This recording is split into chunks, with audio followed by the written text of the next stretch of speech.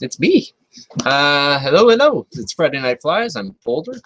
We're brought to you by Spud Valley Sporting Goods and Pemberton Fish Finder here in Pemberton, BC. We love to fish. We love to tie flies, so that's why we're here. After hours. After hours, yeah. All the lights are off in here, sitting under the hot spotlight. But we love doing this, so we're bringing you more flies every week. We'll be back all the time. Question and answers is open, so if you're watching live, please feel free to jump in there and type in your questions. And there's 3 of us here, one of which is quite the man to know about fishing. He can probably answer anything. I dare you to try and stump him. Please try. Yeah, try. It would be entertaining. So tonight I'm tying a streamer pattern that I've been using all summer for all the guiding tours on the Birkenhead River. Now this fly is primarily for the larger fish. You're not going to get tapped with little guys. It's about a 3 to 4 inch long streamer, so it's really targeted at the big bull trout. If we go down, I'll just get right at it and knock this one out of the park. Super simple tie. Slam it out of the park. So it's kind of what you would refer to as a guide fly because it's that simple, and I tie hundreds of these over the summer now. I've been keeping count. I've actually tied 98 of this fly. Get out of here. Yeah. Nice. So this is number 99. Yeah, this is number 99 right here. So I usually use about this one here is a 4-3x long wet fly hook. I'll use anywhere up to a 2, mostly around the 6, but you want something that has, since it's a longer fly, you want a longer shaft on it. I have a nice heavy weighted bead. I'll color code these when they're in my box. When you see the finished fly, there's only 2 colors of wing. The underwing is white, and I always leave that the same, and what I change is the wing that's on the top. So if I want a heavier fly, I'll wrap lead around here, and I'll use a different color wing. So this one here is a brown. I have green. There's one that's a darker color, so I usually have about 3 different ones, and I'll have different weights to them so that I can adjust on the river as I go how deep I want to get it without having to change to a sinking line or put split shots on my tippet. Initiation. So what I've done here is I've tied on our thread to the hook point, and I'm using UV thread. I use this salmon pink fuchsia color. First thing you need to do, and I usually do this, and here's another way of coding what weight I have on my fly, is by the wrap that I use on the body. So usually the ones that I don't have any weight, I use orange, and then ones that I have a lighter weight on, I use gold, and then my really heavy ones I put silver for my body wrap. So this one doesn't have weight, so I'm going with my orange holographic.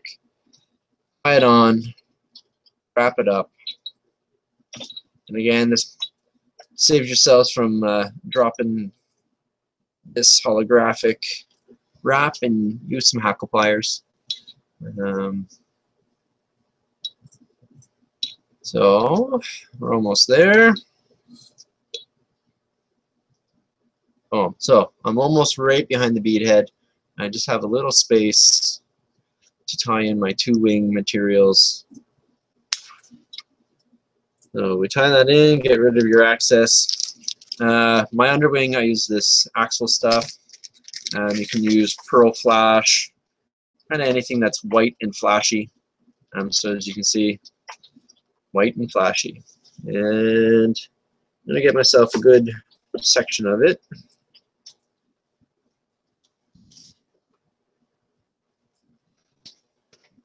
Alright, so there's my wing, and like I said, this is a really long streamer, so I'm going to use about the full length here. It's about 3 inches long, and I'm going to tie it in right behind the bead.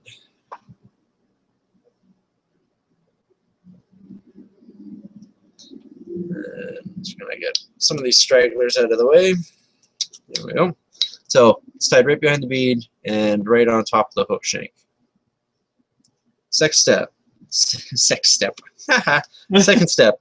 is the angel hair, and you want to get about the same length.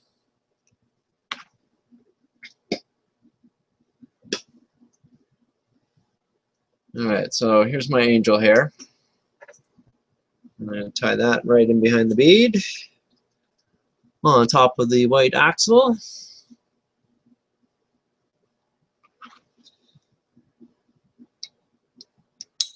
Get rid of the tag ends.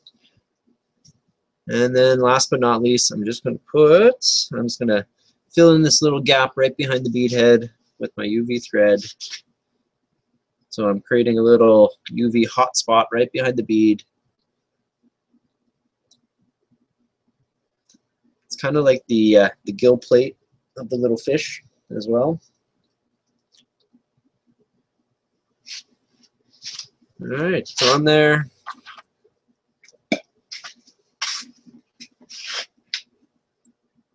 Nice little whip finish.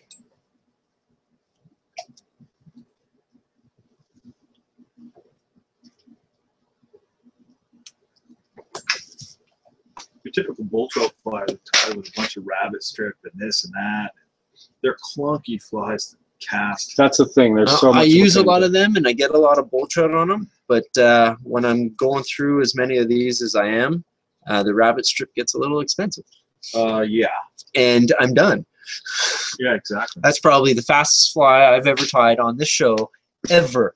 Yeah, I'd have to agree. I concur. I think everybody's just getting settled down, waiting for me to take about 20 minutes. Yeah, you're only up to 110 viewers right now. So, I mean, Oh, if it would have taken a little bit longer, you probably would have been up over 1,000 or something, and then it would have dropped.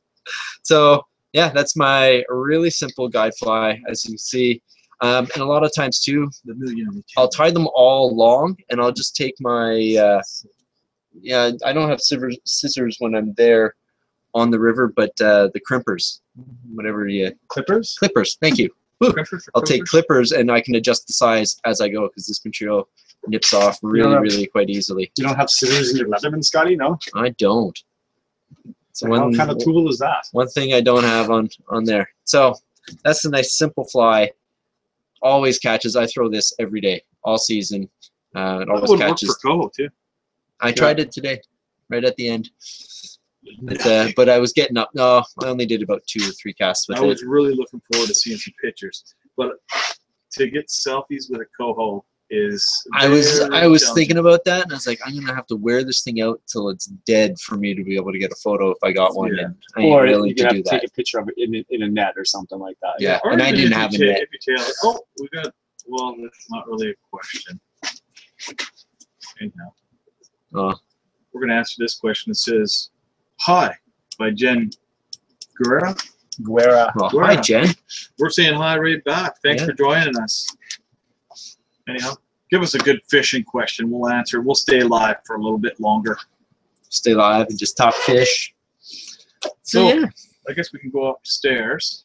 And the nice thing with this, if you can still go upstairs. Okay, well, I'll stay down there. All right. Nice thing with this is it's all tied up in the front. So like Brad was saying, with most of these patterns for bull trout tied with rabbit strip is because you get the nice movement. Same thing. So it's all tied up right in the end, so that thing really waggles. Your ponytail would probably work good for bull trout, Scott. What the hell? It probably would. So don't ever get your head wet. You never know. Yeah. Come up holding this with like, trout hanging on. What the hell's going on here? I got bull trout all over my ponytail. Okay, so let's go up top. Yep. This person's got really shy.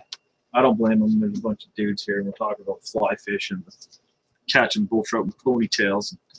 Anyhow, Scotty, that's what we do. Let's sign out here. Yeah, we're signing out. It's Friday Night Flies.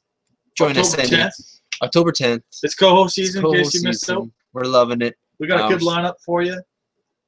FridayNightFlies.com. You'll see a little bit of me, a little bit of Scott, the other Scott, and of course, Boulder. And Boulder. Take it away, buddy. So yeah, it's Friday Night Flies. Book your tour with Pemberton Fish Finder. This is Boulder saying, love the tug.